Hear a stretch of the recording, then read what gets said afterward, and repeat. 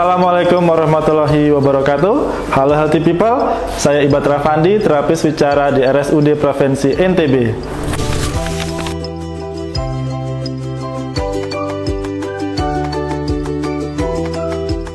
Terapi bicara adalah suatu ilmu yang mempelajari tentang perilaku komunikasi normal maupun abnormal yang dipergunakan untuk memberikan terapi bicara pada penderita yang mengalami gangguan dalam berbahasa dan berbicara serta gangguan fungsi oromotor seperti mengunyah dan menelan. Adapun tujuan diberikannya tindakan terapi bicara adalah untuk meningkatkan kemampuan dan kualitas komunikasi untuk berinteraksi dengan lingkungan secara wajar serta dapat menggunakan fungsi oromotornya dengan baik.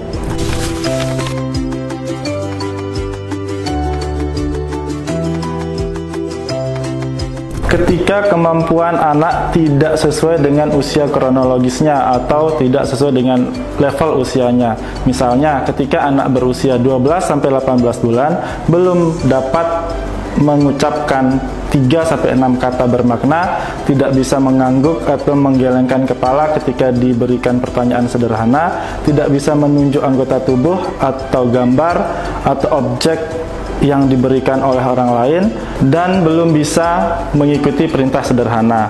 Nah, kapan usia yang paling bagus untuk anak dibawa ke terapi bicara? Yaitu ketika usia 18-24 bulan, anak belum bisa merangkai 2 kata sederhana, atau 50% bicara anak belum dapat dimengerti, atau secepatnya saat anak mempunyai bawaan penyerta seperti autis, Down syndrome, cerebral palsy, dan lain-lain.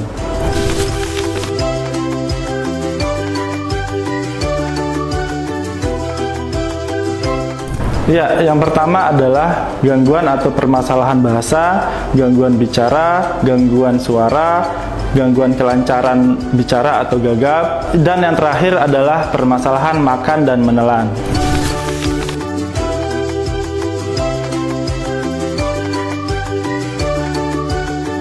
Ya, terapis akan melakukan pemeriksaan secara menyeluruh pada level kemampuan bahasa dan bicaranya. Kemudian, jika ditemukan ada permasalahan atau keterlambatan, maka terapis akan membuatkan program yang harus dilakukan anak di rumah sakit, di klinik, atau yang paling penting dilakukan di rumah bersama orang tua. Selain itu, terapis bicara juga akan mengevaluasi kemampuan anak secara berkala.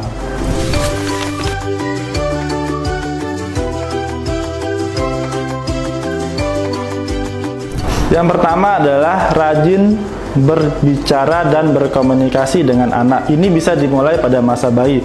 Jika bersama anak atau bermain dengan anak, harus dibahasakan setiap aktivitasnya. Katakanlah apa yang sedang terjadi, apa yang sedang dilakukan, dan sebutkan nama-nama benda yang ditemui. Walau bayi atau anak belum mengerti atau belum bisa berbicara, kita harus tetap untuk mengajak berkomunikasi, karena kata-kata yang didengarnya akan menjadi bekal dalam perkembangan bahasa dan bicaranya. Yang kedua, membacakan cerita. Membaca cerita adalah cara yang baik untuk meningkatkan kosakata anak. Bayi dan anak-anak biasanya tertarik pada cerita yang bergambar dan penuh warna. Sembari membaca cerita, anak dapat diajak menunjuk gambar dan menyebut nama-nama yang ditunjuk. Yang ketiga, stop gadget. Karena selain dapat mengalami gangguan emosi, perilaku, dan gangguan tidur, terlalu banyak screen time juga dapat mempengaruhi perkembangan dan bahasa anak karena menghilangkan kesempatan untuk dapat stimulus dari lingkungannya. Yang terakhir, kurangi permainan-permainan elektronik. Lebih baik memilih mainan konvensional atau bermain outdoor karena dapat membantu perkembangan imajinasi dan kreativitas anak serta mendorong perkembangan kognitif dan interaksi sosial anak.